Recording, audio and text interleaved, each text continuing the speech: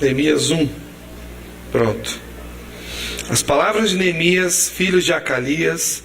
E sucedeu que no mês de Quisleu, no ano 20º, estando eu em Suzã, a fortaleza, veio Hanani, ou Hanani, que é uma versão de Ananias. Veio Hanani, um de meus irmãos, ele e alguns de Judá.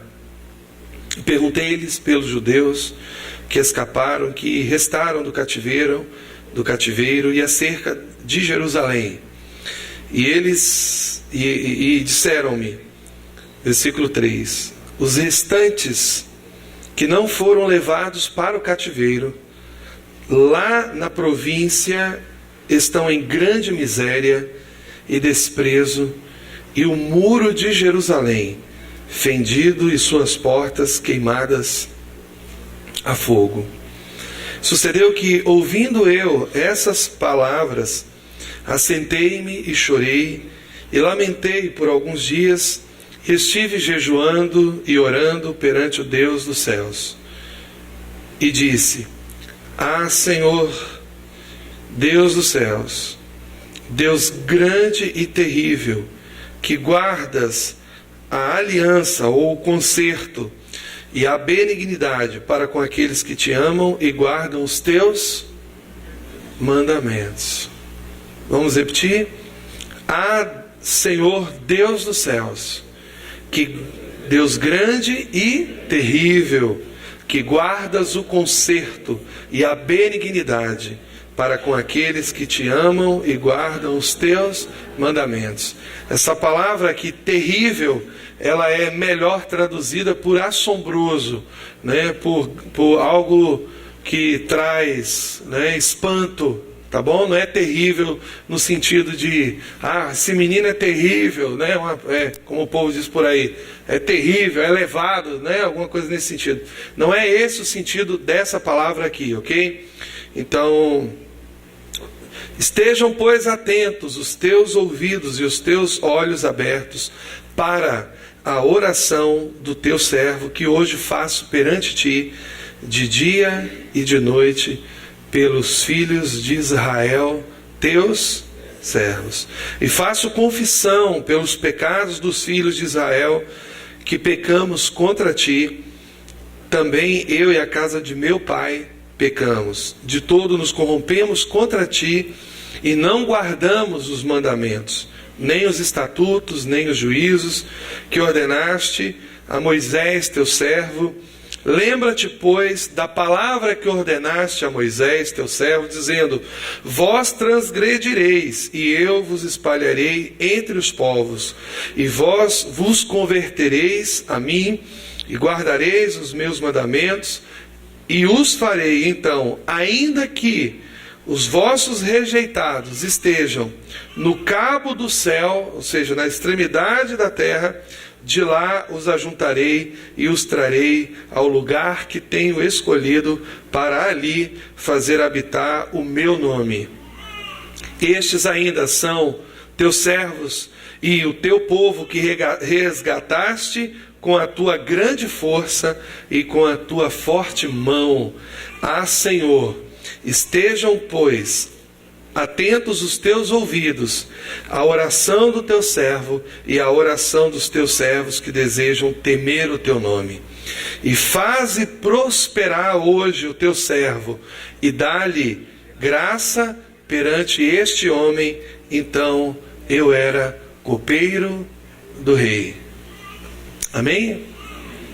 Fecha os teus olhos um pouco. Nós vamos orar. Esse é um texto tão interessante que eu gostaria de meditar com vocês nessa noite. Pai querido, em nome de Jesus, que o Senhor possa nos abençoar nessa noite, por meio da Tua palavra, toda essa atrapalhação com o som, com o microfone, com tudo isso. Pai, eu peço a Tua ajuda nesse momento, para que essas coisas não venham tirar do nosso coração a alegria para receber a palavra do Senhor, que isso não sirva de atrapalhação para nós, ó Deus, em nome de Jesus, mas que toda atrapalhação caia por terra nessa noite. Pai, abençoa a nossa reunião, abençoa o nosso culto aqui. Pai, fala, comunica ao nosso coração a Tua palavra, as verdades do Senhor para nós. Eu repreendo, ó Deus, tudo aquilo que estava intentando atrapalhar, Senhor Deus, a minha vida, a vida dos meus irmãos, tudo aquilo que porventura, ó Deus, estava planejado para atrapalhar e impedir que a palavra do Senhor caísse no nosso coração de forma graciosa, da forma como ela deve ser ministrada. Pai, traga a tranquilidade para o meu coração também. Ó Pai, que o Senhor possa ministrar através da minha vida, usa a minha vida, em nome de Jesus. Amém, amém, amém. Pode acender aqui essas luzes, ok? Eu queria falar com vocês hoje sobre esse tema. Amém? A oração de um líder eficaz. Ok? Eu queria pensar com vocês um pouco sobre isso e talvez essa pregação, essa palavra possa trazer ao seu coração, eu espero que traga a ferramenta, aquilo que você precisa fazer, ser e fazer, para que as suas orações, os seus problemas, as suas orações sejam ouvidas e os seus problemas sejam resolvidos em nome de Jesus. Amém?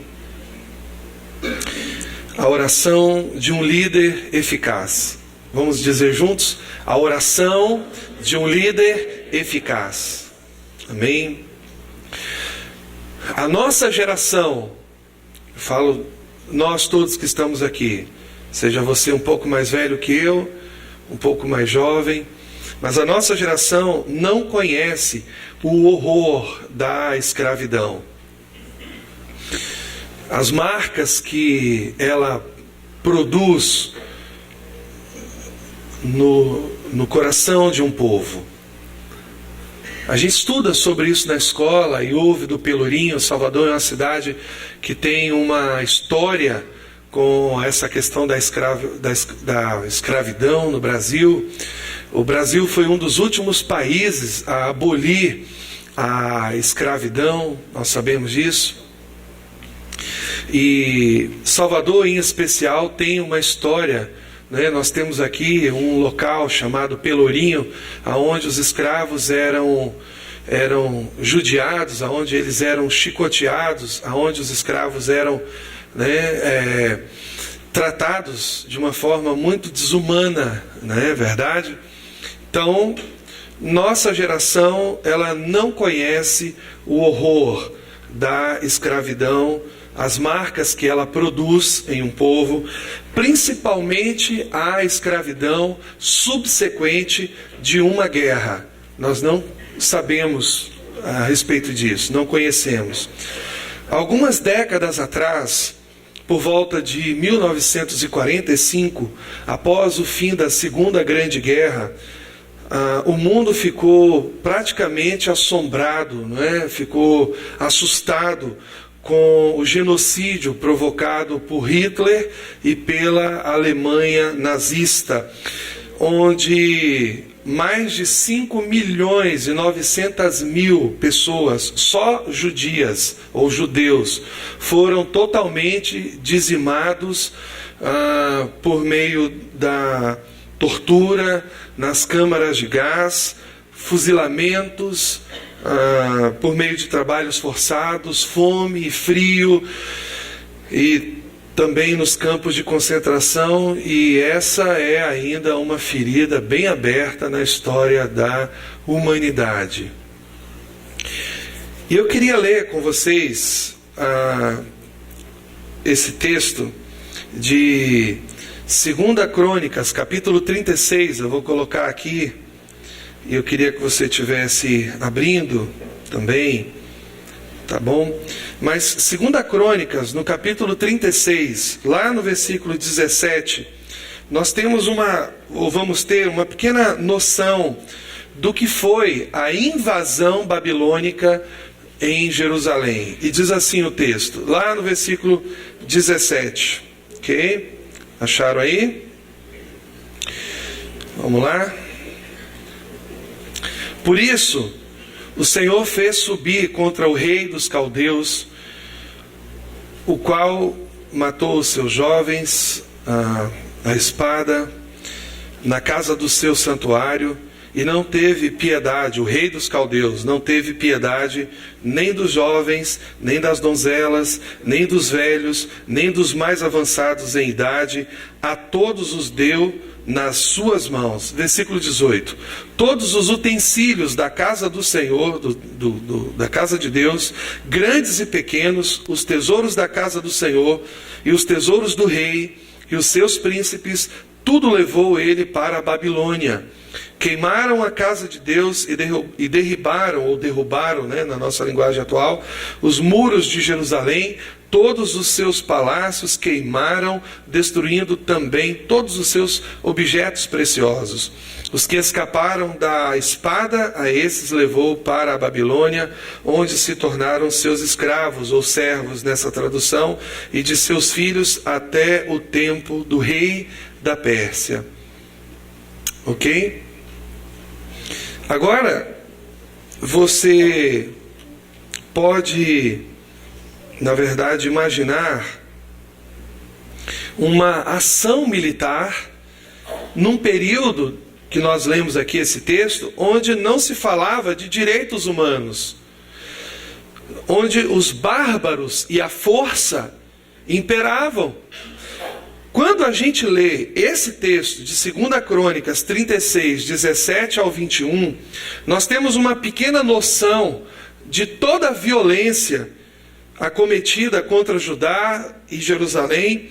E esse ataque específico, ele remonta também o período da segunda deportação dos judeus para a Babilônia, onde eles permaneceram ali por mais de 50 anos, até que o Senhor se lembrou da sua aliança feita a Abraão. Eu não sei se você também conhece o Salmo de número 137, que diz: junto aos rios da Babilônia nos assentamos, ou à margem dos rios da Babilônia nos assentávamos e chorávamos, lembrando-nos de Sião. E aqueles que nos levaram cativos, os nossos opressores, nos pediam que cantássemos um cântico a Sião. Como, pois, poderíamos cantar o cântico do Senhor em terra estranha? E se você for ver lá no versículo 8 e 9, eles vão dizer assim, quando os babilônios entraram em Jerusalém, eles gritavam: arrasaia, arrasaia, arrasaia, e não ficou pedra sobre pedra. E no versículo 9 diz assim: feliz é aquele que esmagar os teus filhos nas pedras. Imagine que foi algo tão absurdo. O ataque babilônico em Jerusalém foi algo tão violento, foi algo tão terrível, que faltou armas e eles esmagavam as crianças nas pedras. Você imagine a violência, a brutalidade que foi essa invasão. Foi algo terrível. Amados, foi algo terrível. É nesse contexto que Deus levanta o seu consolo, porque esse é o nome, o significado do nome de Neemias: Deus consola, a fim de trazer alívio e restauração ao seu povo. O que Deus, na verdade, deseja nos comunicar com essa história tão trágica? O que Deus gostaria de falar ao nosso coração? Será que Ele gostaria apenas que nós conhecêssemos a história da guerra, como os babilônios eram bárbaros? Será que seria só isso? Eu acredito que não, e eu creio que essa história fala de atitude, esperança, comprometimento, arrependimento e graça. Deus, quando Ele fala conosco, Ele sempre fala de graça, a respeito da graça. Neemias provavelmente nasceu exatamente lá na Babilônia, no período do exílio. Por conta disso, Ele nunca havia visto a glória de Jerusalém naquele período áureo do templo, aquela coisa maravilhosa, e ele não conhecia o resplendor daquela nação.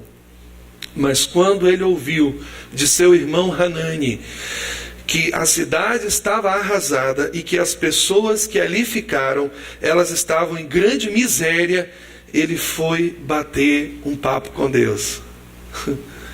E sabe o que aconteceu? Você sabe o que Deus disse?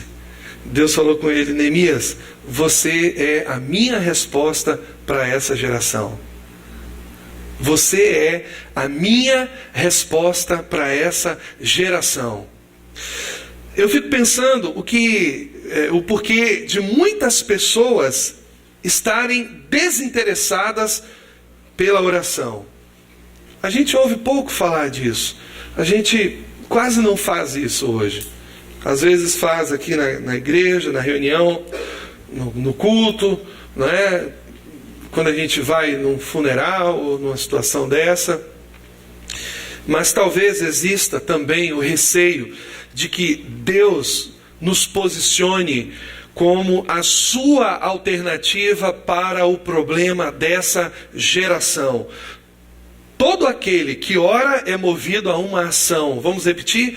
Todo aquele que ora é movido a uma ação. Eu creio nisso.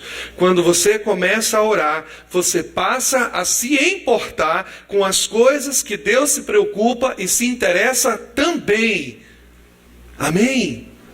A maioria dos cristãos no Brasil hoje, sejam eles evangélicos, católicos, os cristãos de uma forma geral, levam uma vida boa. Você concorda comigo? Nós não temos aquelas coisas que a gente vê lá no mundo palestino, os rijadistas, não tem terrorista, né, explodindo bomba perto da igreja, ou passando a faca no pescoço do pastor, do padre, essas coisas. Não tem nada disso, né? Graças a Deus. Amém? Nós somos um povo privilegiado.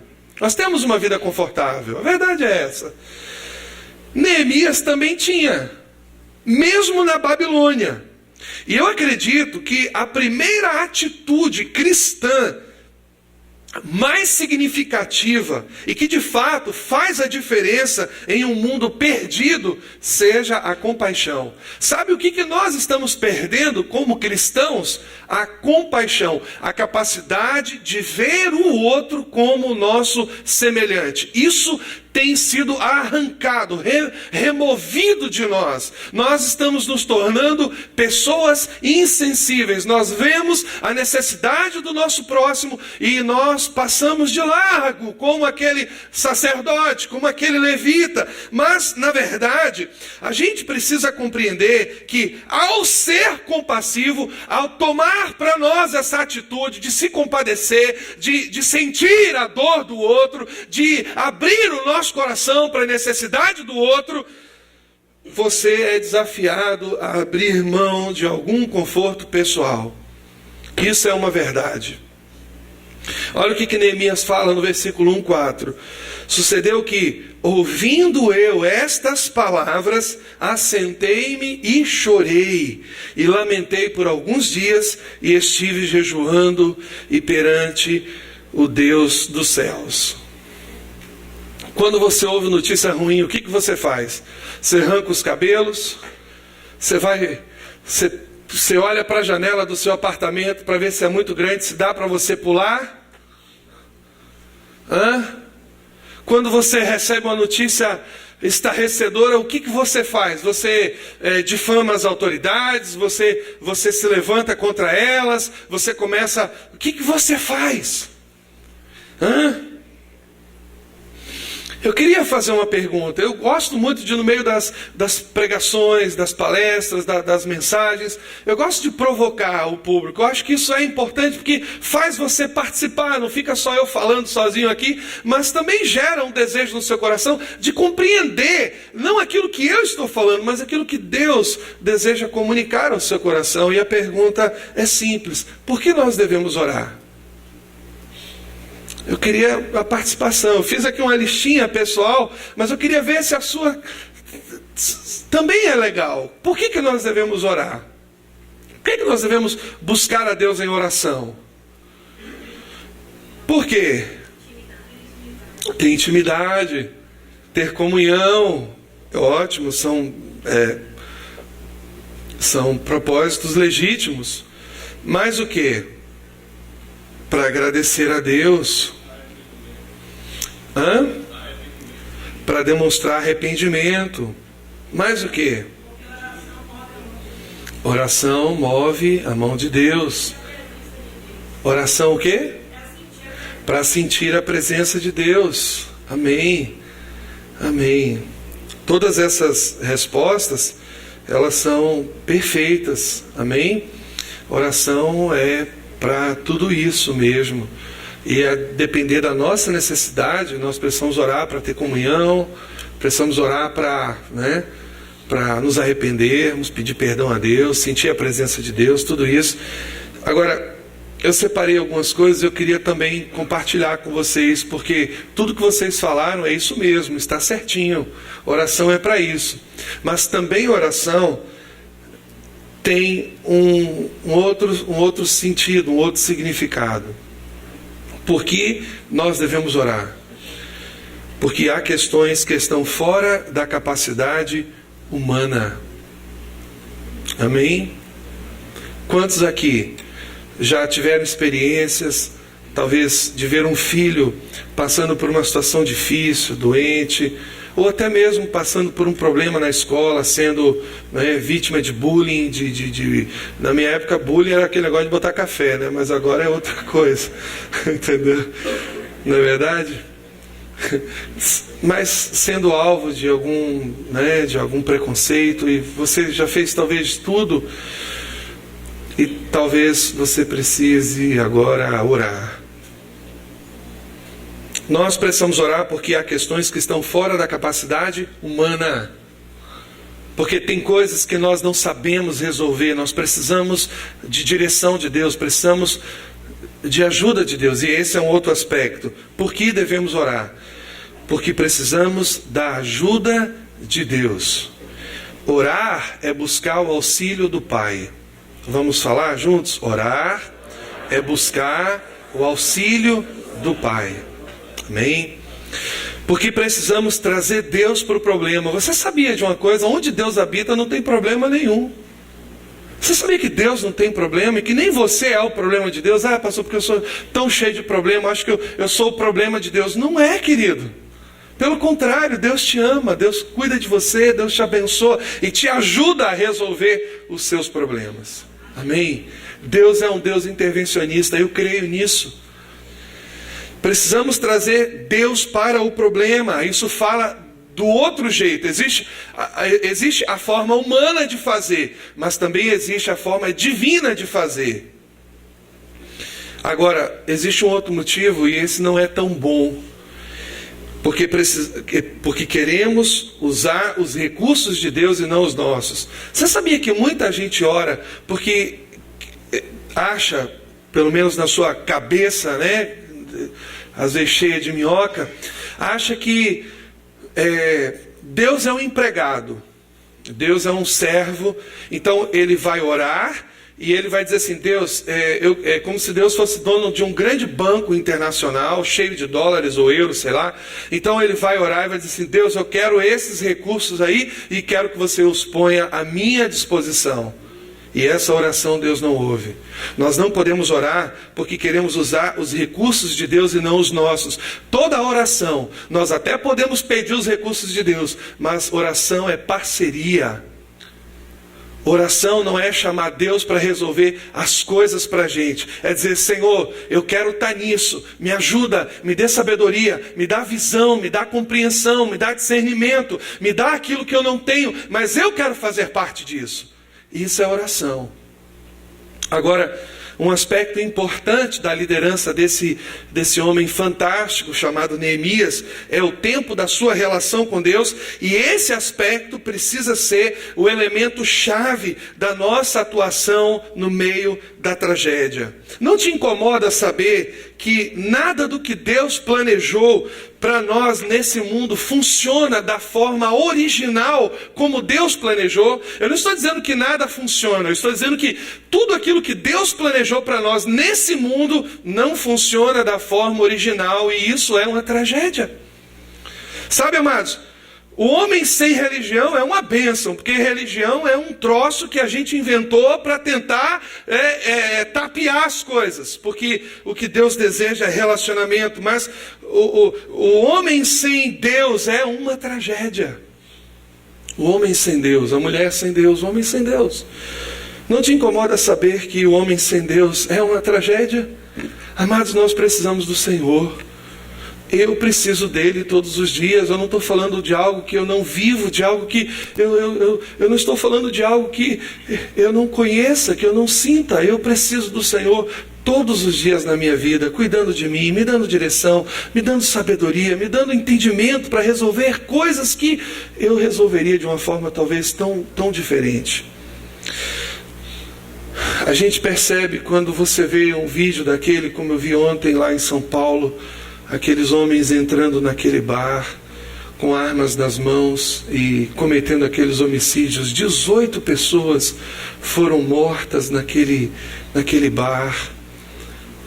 Pessoas que tinham passagem pela polícia, mas nem por isso não eram merecedoras de uma segunda chance. Amados, Deus é o Deus da segunda chance. Imagine se Deus fosse cacetear a gente, se fosse tratar a gente dessa forma. Quando a gente peca, aí Deus chuta a gente, vai para lá, seu verme, pecador, miserável. É isso que Deus fez com a gente? Não, não é isso. Não foi isso que ele fez com a gente. A palavra do Senhor diz que Cristo se entregou por nós, sendo nós ainda pecadores. Quando Deus resolveu entregar o seu Filho para morrer em nosso lugar, Ele não fez isso porque nós éramos bonzinhos, Ele não fez isso porque nós éramos santos, não fez isso por isso. Aliás, nós éramos pecadores, estávamos distantes dEle. O pecado é isso, é algo que afasta as pessoas de Deus. Mas Ele se entregou. Para quê? Para que nós fôssemos reconciliados por meio da cruz. Não essa bonita que está aqui, mas aquela rude, toda ensanguentada, com o filho dele pregado ali.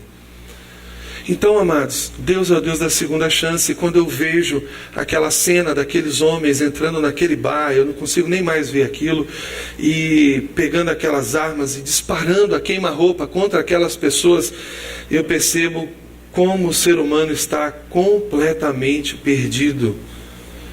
Como o ser humano está preso em seus pecados, em seu mundo egoísta, em questões tão pessoais, vivendo vidas vazias.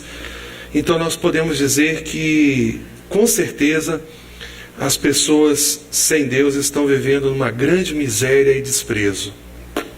Essa é a realidade do mundo aí fora. O mundo que nós vivemos hoje diz para nós que a vida de uma pessoa não vale um relógio, não vale mais um celular, não vale sequer um sapato. Porque as pessoas estão tirando a vida das outras por causa de um celular, por causa de um tênis, por causa de um sapato. Esse é o valor da vida para muita gente. E há um texto em Mateus capítulo 9 que fala muito ao meu coração, que quando Jesus ele se aproximou de um certo local, a Bíblia diz que, vendo ele as multidões, teve grande compaixão delas, porque andavam cansadas e desgarradas como ovelhas que não têm pastor. Uma atitude correta. A atitude de um copeiro. Eu fico pensando sobre isso, de um homem que resolveu abrir mão de uma posição, do seu conforto lá no palácio na Babilônia, para estar com um rei maior e mais excelente do que o rei da Pérsia. E qual foi essa atitude? Fazer da oração a sua prioridade. Neemias deu à oração a mais alta prioridade. Mas o cristão moderno, eu estou falando hoje das nossas igrejas evangélicas, eu estou falando de nós que criticamos às vezes as outras pessoas, mas temos os nossos ídolos. E qual é o ídolo do evangélico hoje? Qual é o ídolo do evangélico hoje, queridos? Dinheiro. Esse é o ídolo do evangélico hoje. E isso é uma tragédia para nós. Nós que muitas vezes gostamos de criticar os ídolos das outras pessoas, mas temos os nossos próprios ídolos, não pendurados nas paredes, nesses lugares, mas muitas vezes bem ocultos dentro do nosso coração, e esses são os piores ídolos segundo Deus. Então hoje, eu queria falar para vocês de uma atitude correta, a atitude de um homem que resolveu fazer da oração a sua prioridade. E é interessante que o cristão moderno tem o hábito de fazer da oração o seu último recurso. E isso me faz lembrar daquela mulher citada em Mateus capítulo 5, no versículo 26, que a Bíblia fala que tinha um problema de saúde e que havia padecido muito nas mãos de vários médicos, gastando, despendido, o termo que a Bíblia usa ali é despendido, gastando tudo o que tinha, indo, porém, de mal a pior. Neemias é um homem que nos ensina algumas coisas importantes, porque antes de fazer qualquer coisa, Neemias, ele ia orar. Eu fico imaginando, sabe o quê? Como a nossa vida seria diferente, como o nosso trabalho seria diferente, como a nossa família seria diferente, se antes de nós gastarmos os nossos recursos, se antes de nós gastarmos a nossa energia ou o nosso tempo, antes de fazermos qualquer uma dessas coisas, se nós buscássemos em Deus a sabedoria necessária, disponível no coração de Deus para efetuarmos aquilo que nós estamos envolvidos de forma extraordinária. O seu trabalho é algo extraordinário. A sua posição, a sua vida pode mudar a vida de muita gente. O que você faz pode influenciar, seja você talvez um varredor. Esses dias eu estava vendo um vídeo lá de Vitória, de um guarda de trânsito. Que negócio fantástico. As pessoas passando na rua sem cinto, ele apitava: ei, peraí, olha, o cinto aí, você tem que usar o cinto, seu filhinho no banco de trás. E ele, de uma forma gentil, esse vídeo está circulando o Brasil inteiro aí nas redes sociais, e ele fazia as xerox do ponto de ônibus, o horário que os ônibus passavam, e ele entregava as pessoas que estavam ali no ponto, e vinha alguém atravessando na hora errada, ele: epa, peraí, apitava, segura aí um pouquinho, agora é a hora do carro. E ele ia ali de uma forma brilhante, fazendo o seu trabalho, impactando a vida daquelas pessoas. Eu fico imaginando como o nosso trabalho pode impactar a vida das pessoas, e eu fico pensando que, através da influência de Neemias, os muros que estavam destruídos há mais de 50 anos, precisamente 59 anos, foram restaurados em 52 dias. Sabe que a grande vantagem de buscar a sabedoria oculta no coração de Deus é que nós otimizamos o nosso tempo, os nossos recursos e a nossa energia, e nós podemos fazer mais com eles do que nós imaginamos. Talvez Neemias seja a pessoa que absorveu mais profundamente as palavras de Jesus, que diz: porque sem mim nada podeis fazer, mesmo sem tê-lo conhecido fisicamente. O nosso maior desafio, ao observarmos a vida e o ministério de Neemias, é aprender com ele a fazer da oração a nossa primeira reação diante dos problemas, dos desafios, da afronta, da perseguição, da humilhação, da acusação e de tudo aquilo que ameaça a nossa segurança. Se fizermos isso, nós seremos úteis ao Senhor como Neemias foi. Deus vê você como uma pessoa útil. Amém? Deus vê o seu trabalho como algo útil a Ele. Uma das coisas que nós nos equivocamos constantemente, tem a ver com o perfil das pessoas que Deus usa. E nós gostamos de pensar, e eu chamo isso de a síndrome de Samuel. Nós gostamos de pensar que o perfil que atrai a Deus, ou que é atraente a Deus, é aquele que demonstra talento abundante. E isso não é verdade. Se você for olhar em toda a Bíblia, principalmente no Novo Testamento, quando Paulo fala a respeito disso, ele fala que Deus pega as coisas loucas para confundir as sãs. Deus pega as coisas que não são para envergonhar as fortes, as que são. Deus pega as coisas mais vis desse mundo para transformá-las em algo honroso. É assim que Deus faz, amados. Deus acredita no potencial do ser humano. Às vezes nós não acreditamos, nós mesmos não acreditamos. Às vezes a gente olha para uma pessoa, né, um pobre coitado, a gente foi fazer aquela entrega, Paulo sabe disso, os irmãos sabem disso, fomos fazer aquela entrega lá no Largo do Papagaio, lembra, Paulo? A gente foi fazer aquelas coisas lá, fomos entregar sopa, comida, colchão, para aquelas pessoas que estavam ali. Esse é o papel social da igreja, amados. Nós precisamos nos envolver com as questões sociais dessa cidade. Essa cidade depende de nós, depende da nossa ajuda. A gente foi lá e tinha um rapaz que aquilo me assustou, ele falando que ele morava na rua porque os pais, que eram médicos, né, tinham sofrido um acidente. Você lembra, Paulo, disso? Tinha sofrido um acidente de carro e ele mesmo, acho que era um professor, parece, né, de matemática, alguma coisa assim, mas ele estava ali na rua porque ele não aguentava entrar naquela casa, porque lembrava dos seus pais, e desde o dia que os pais morreram, ele vivia na rua. Ele morava ali na rua, no Largo do Papagaio. Ele morava ali naquele lugar. Nós precisamos nos compadecer dessas pessoas. O nosso coração precisa se condoer disso. A gente viu também um grupo de trabalhadores dormindo ali, a gente achou estranho, foi falar: mas vocês estão fazendo o que aqui? Estão descansando? Eu disse: não, a gente mora aqui. Gente de carteira assinada, e trabalhando e morando ali na rua. E às vezes nós não temos um olhar para essas coisas. Como é que a gente vai fazer isso, amados? Como é que a gente vai participar? Como é que nós vamos tornar, né, a nossa vida útil para Deus? Primeira coisa, não é protestando contra o governo, não é... eu acredito que nós temos todo o direito de protestar contra a corrupção. A corrupção é uma coisa endêmica no nosso país, mas antes de falar do prefeito dessa cidade, antes de falar da presidente, do governador dessa cidade, Deus nos coloca numa posição muito estratégica. Nós precisamos orar por eles, pelas autoridades, pelos juízes, pelos promotores, pelos deputados, pelos vereadores, por todos eles. Nós precisamos orar por eles. Aqui tem uma, Paulo falou a respeito dela, que ela estaria vindo hoje, depois eu vou apresentá-la aos irmãos. Mas esse é o nosso papel, de orar como igreja pelas autoridades nessa cidade. Eu tenho um pavor, amados, dessas pessoas que ficam difamando umas às outras. A gente tem que parar com isso. Esse não é o nosso papel.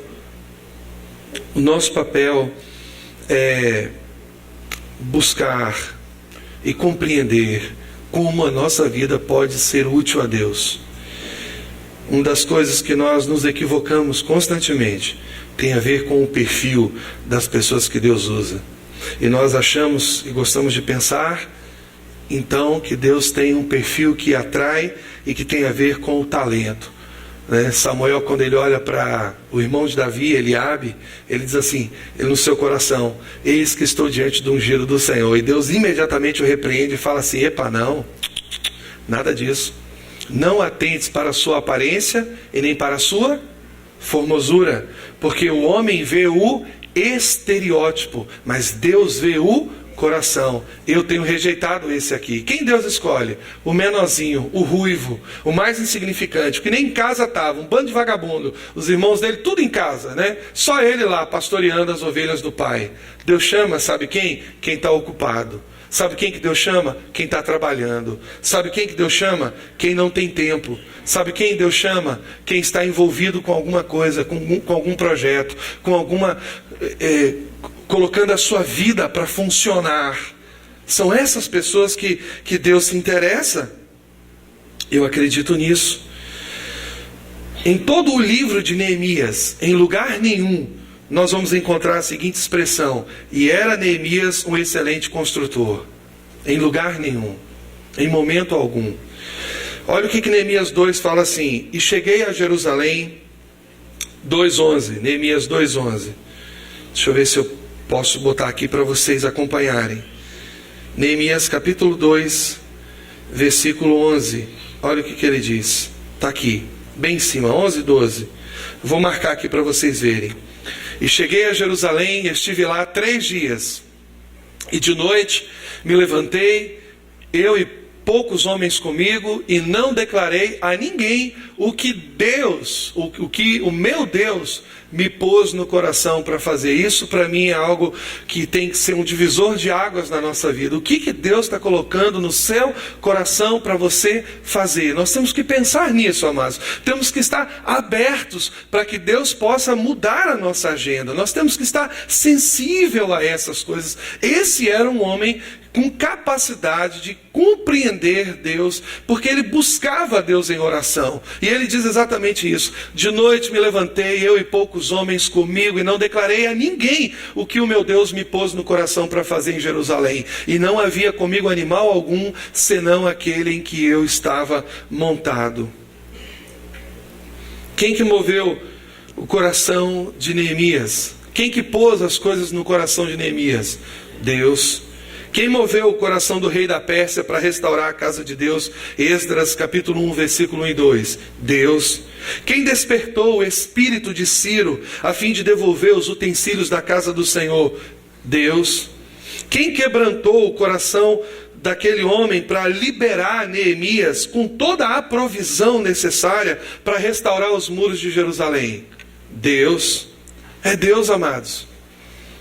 Deus é quem faz tudo o que nós precisamos e não podemos fazer. Essa é a questão. Porque tem coisas que a gente pode fazer e a gente fica jogando para Deus. Ele não vai fazer isso não. Sabe o que interessa a Deus? Aquilo que você não pode fazer. E você precisa aprender a depender dele.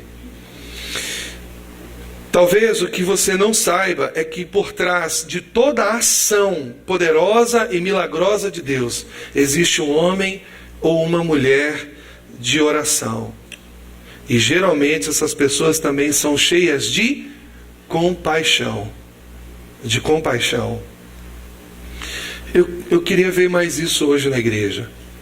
Eu queria ver as pessoas cheias de compaixão, não somente umas com as outras aqui, mas preocupadas com aquelas que estão lá fora. Amados, às vezes nós somos muito panelinha, né? Nós somos muito apegados a nós mesmos. Nós gostamos muito da comunhão. Mas Jesus diz que o nosso coração precisa estar aberto às necessidades das outras pessoas. Neemias não era construtor. Aliás, eu queria repetir isso com vocês. Vamos repetir juntos? Por trás de toda a ação poderosa e milagrosa de Deus, existe um homem ou uma mulher de oração.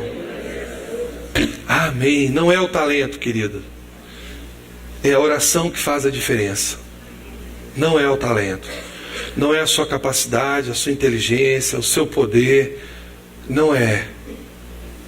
É a compaixão. É a oração.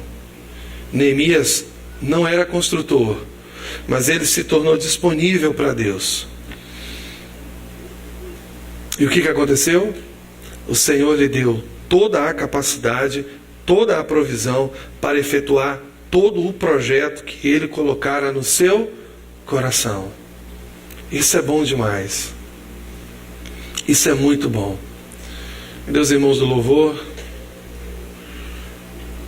isso é muito bom saber disso. É muito bom.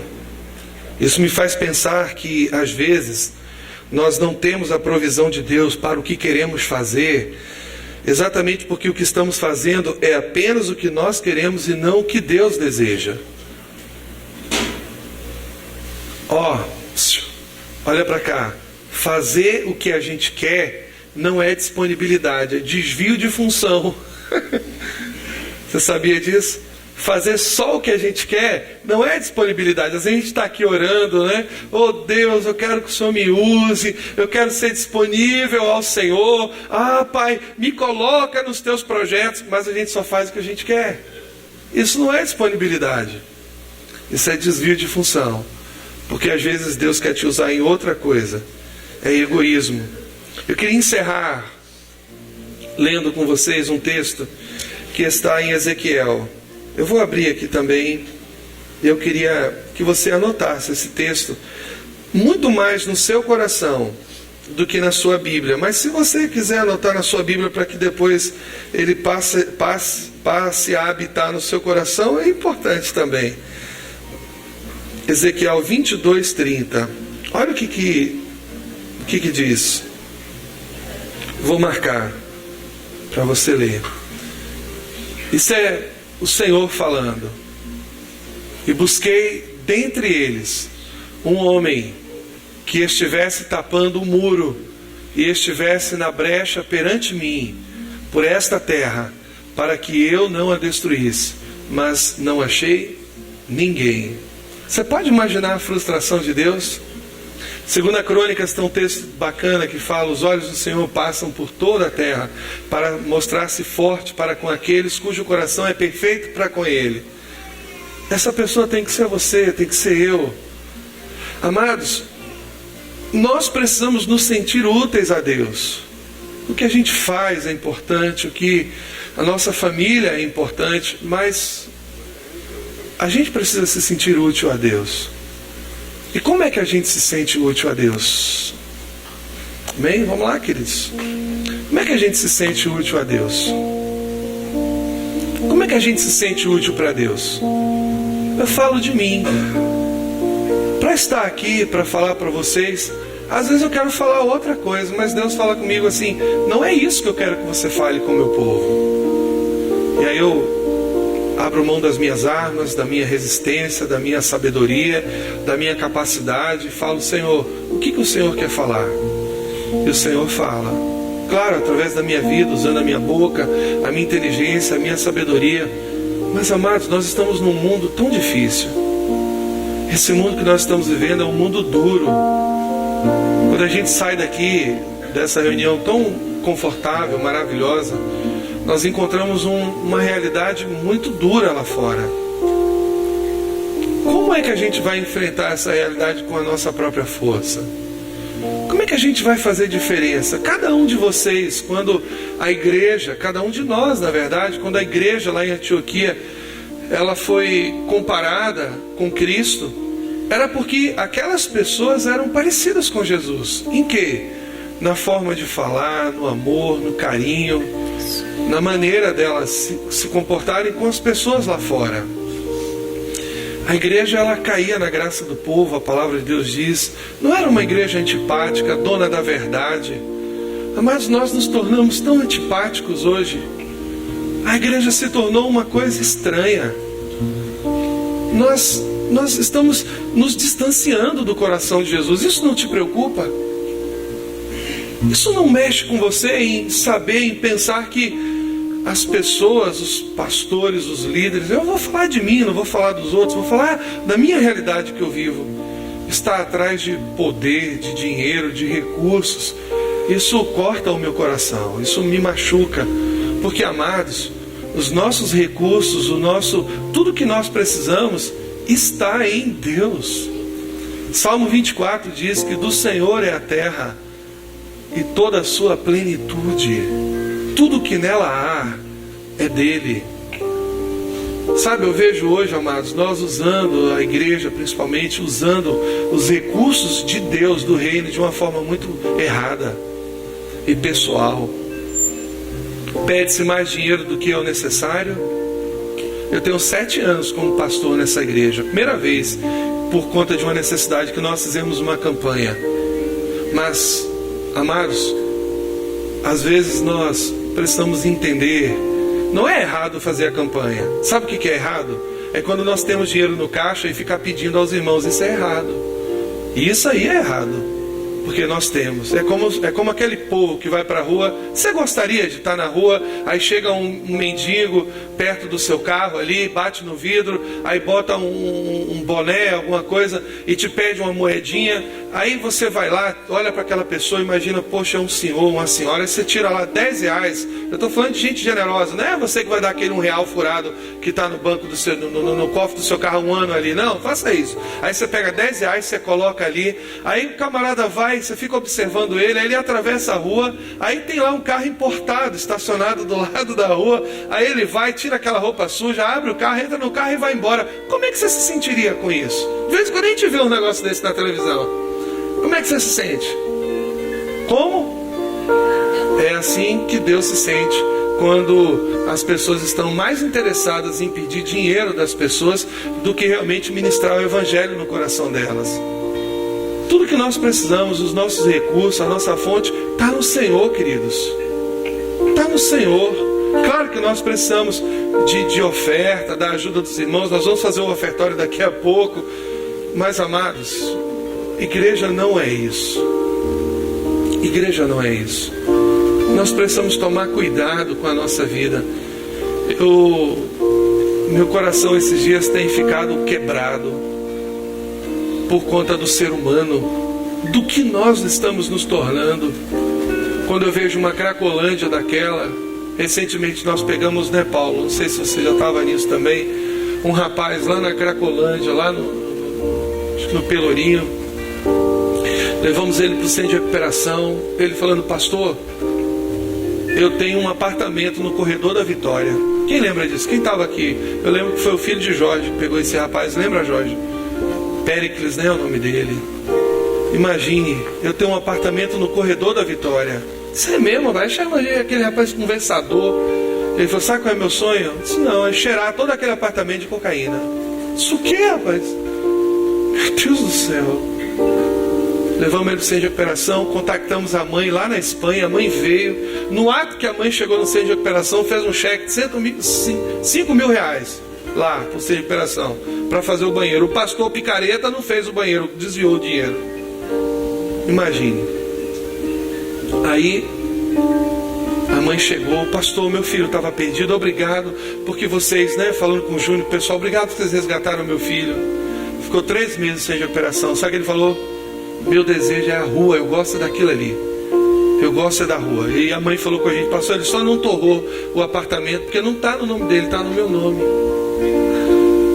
O que nós nos tornamos, queridos? A pessoa larga tudo, larga a casa, larga a família, larga tudo por causa de uma droga, de uma porcaria que o diabo parece que esse negócio foi feito no inferno. Parece que ele fez o seguinte: eu vou pegar o pecado, que é algo subjetivo, e eu vou materializar ele. Você vê, a droga mata, o pecado mata. A droga escraviza, o pecado escraviza. A droga, ela dá uma sensação de prazer, o pecado faz tudo isso. E a igreja está alheia a essas pessoas. São miseráveis, como aqueles bandidos que mataram aquelas pessoas naquele bar. São a escória da sociedade. Não, amados.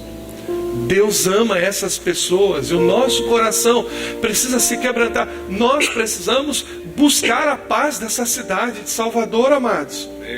A violência e todo tipo de pecado que está tomando forma nessa cidade, sabe, amados, isso não vai ser resolvido com protesto, nada disso. Sabe como é que isso vai se resolver? Quando a gente fizer isso aqui, dobrar os nossos joelhos e clamar por essa cidade, pedir a Deus por ela, dizer: Senhor, tenha misericórdia da nossa cidade. Pai, abençoa, ó Deus, a nossa cidade. Tenha misericórdia, Senhor Deus, das favelas. Tenha misericórdia das vielas. Pai, em nome de Jesus, nos ajuda, Senhor Deus, que a igreja possa entrar nesses lugares e transformar essas bocas de fumo, esses pequenos pontos do inferno na nossa cidade, em lugares, ó Deus, em pontos de pregação, em grupos familiares, em estabelecimentos produtivos para essa cidade, e começarmos a orar e clamar por essa cidade. Mas nosso coração precisa se quebrantar por isso.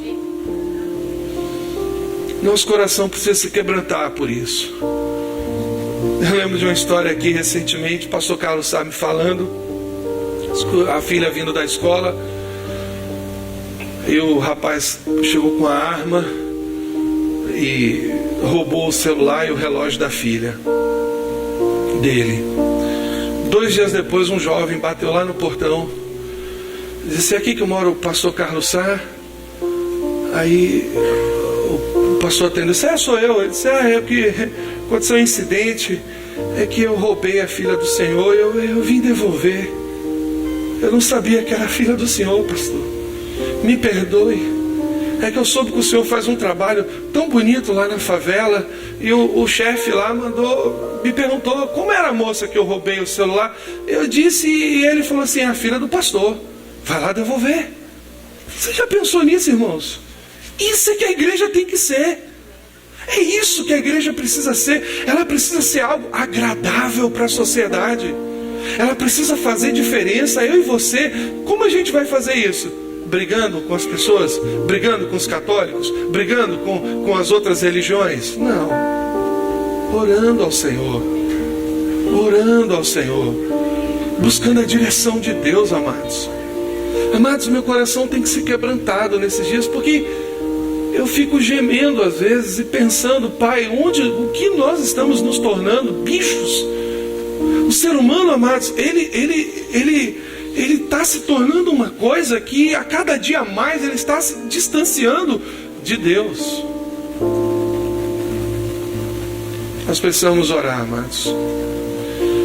Nós precisamos orar. Existe um peso sobre a nossa cidade. Jeremias fala uma coisa tão tremenda: orai pela paz da cidade. Nessa paz vós tereis paz. Nós precisamos orar. A nossa arma, amados, é subversiva. A nossa arma é oração. Nós não temos mais tempo para isso. É internet, Facebook, é o WhatsApp. Nós não temos mais tempo para isso. Quantos aqui sabem que o filho do pastor Antunes está entre a vida e a morte? Estão orando por ele? Amém. Nós precisamos nos compadecer, amados, das coisas que trazem dor ao coração das pessoas. A nossa cidade, ela é considerada a capital do desemprego. Nós precisamos orar por isso. Salvador tem vários prêmios nefastos, terríveis, mas nós precisamos orar por isso. Ajudar os nossos irmãos lá em oração. Amados, Deus precisa trazer sabedoria para as autoridades da nossa cidade. E como é que isso vai acontecer? Através da oração da igreja. Aí fica o povo na televisão brigando com os gays. Amados, Deus ama essas pessoas. Meu Deus do céu, o que nós estamos nos tornando, queridos? Quem dera que aqui à noite tivessem vários homossexuais aqui ouvindo a palavra, se relacionando com a gente. Eu fico pensando, meu Pai do céu, o que nós estamos fazendo com a palavra de Deus? Esses dias eu falei para um jovem: você sabia que Deus amou a prostituta? A prostituta está lá, o povo com pedra desse tamanho para jogar nela. Deus amou aquela mulher. Meu Deus. Meu Deus. Você já chorou hoje pela sua cidade? Já pediu: Pai, tenha misericórdia dessa cidade, abençoa essa cidade. Pai, abençoa que Salvador deixe de ser a capital do desemprego, deixe de ser a capital das mulheres que mais bebem cerveja, que Salvador deixe de ser a capital onde tem as piores calçadas do Brasil, o IDH, todas essas coisas. Queridos, nós precisamos orar e se comprometer com essas coisas. Precisamos orar pelos nossos irmãos, pela nossa cidade. Sabe, Jerusalém estava arrasada. Talvez você ache que as coisas estão bem em Salvador, mas não estão. Elas não estão bem. Nós precisamos orar. Uma cidade que gasta milhões com o carnaval e às vezes não tem um posto de saúde. Você sabe o que eu tenho orado aqui, vereadora? Eu vou falar para a senhora. Eu tenho orado para que um vereador dessa cidade, talvez você seja a resposta a senhora seja a resposta da nossa oração. Eu tenho orado para que uma vereadora faça uma lei aonde os recursos públicos dessa cidade seja usado no bem público e não no carnaval. Seja usado nos postos de saúde, sejam usados no transporte público, na mobilização, né, na urbana, seja usado e que o recurso do carnaval venha de empresa privada. Não tem problema, não tem um problema com o carnaval. As pessoas querem se divertir, a gente não pode obrigar, nós vivemos um país democrático. Mas os recursos públicos não deveriam ser investidos ali, deveriam ser investidos na educação, deveriam ser investidos na segurança, deveriam ser investidos... Nós estamos orando por isso. Será que a senhora é a nossa resposta? Nós estamos orando por isso. Eu tenho orado por isso. Eu não sei se essa lei passaria, que eu não defendo só, mas eu tenho orado por isso, amados. A nossa cidade é uma cidade linda, não é verdade? É uma cidade, o nosso povo, eu me sinto baiano, eu estou aqui há 20 anos, eu sou mais baiano do que capixaba hoje. Amados, eu nunca vi um povo como esse. amoroso, receptivo. Quando eu chego em Vitória, o pessoal fica com piada de pá, essa piada sua é preconceito. Sabe por quê? Quando eu cheguei na Bahia, eu vi uma mulher num ponto de ônibus vendendo uma cesta de umbu. Foi a primeira imagem que marcou o meu coração. Quando eu vi aquilo, uma pessoa ficar de manhã até de noite num ponto de ônibus com uma cesta de umbu vendendo, não é um povo preguiçoso, é um povo trabalhador, é um povo que às vezes não tem as oportunidades, é diferente.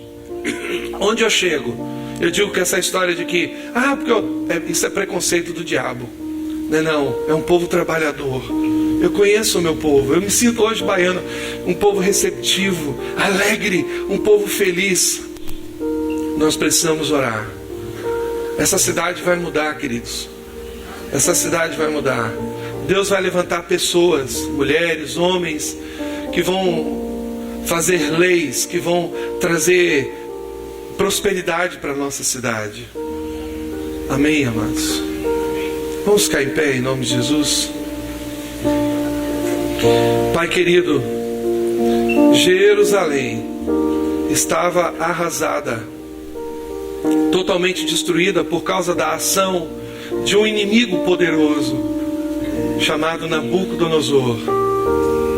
E por causa daquela ação daquele rei, aquela cidade foi completamente destruída e arrasada. Mas o Senhor é o Deus que guarda a aliança e guarda, ó Deus, o teu amor para conosco, para com o teu povo. E o Senhor se lembrou da sua aliança que o Senhor havia feito com Abraão, com Isaac, com Jacó. E o Senhor levantou um homem simples, mas um homem disponível, fiel. E esse homem foi tremendamente usado pelo Senhor para restaurar os muros daquela cidade e trazer proteção para aquela cidade. Abençoa a nossa cidade, Senhor. Que o Senhor possa restaurar, Senhor Deus, os muros de Salvador, não os físicos, mas os espirituais. Levanta, Senhor Deus, homens e mulheres comprometidos contigo mais do que com a religião, comprometidos com o Senhor, com a tua palavra. Ó Deus, nós não vivemos num regime teocrático, vivemos num regime democrático. Mas o Senhor quer se manifestar também na democracia. O Senhor quer nos ensinar, nos instruir, nos abençoar. Deus, quando nós olhamos para determinados países e vemos a prosperidade daquele lugar, daqueles países, nós queremos isso na nossa nação, Senhor. Porque o Brasil, a Bahia, é um local próspero, é um local de riquezas, é um local de um povo abençoado, de um povo rico. Pai, abençoa a nossa cidade. Tenha misericórdia de nós, que nós possamos clamar por essa cidade, pedir ao Senhor que o Senhor abençoe, Senhor Deus, acabe, diminua, ó Deus, que o Senhor possa dar para nós estratégias para combatermos as drogas, a pobreza, a miséria, combatermos, ó Pai, o trabalho escravo, combatermos, Senhor Deus, tudo aquilo, Senhor Deus, que estabelece a injustiça na nossa Bahia, Senhor. Pai, nós temos tanta prosperidade no nosso estado, na nossa nação, Senhor. Deus, abençoa a nossa nação, abençoa o nosso estado, abençoa a nossa cidade, Senhor. Tão linda, tão maravilhosa, com praias, com belezas naturais, com tantas coisas, Senhor. Abençoa a nossa cidade, em nome de Jesus.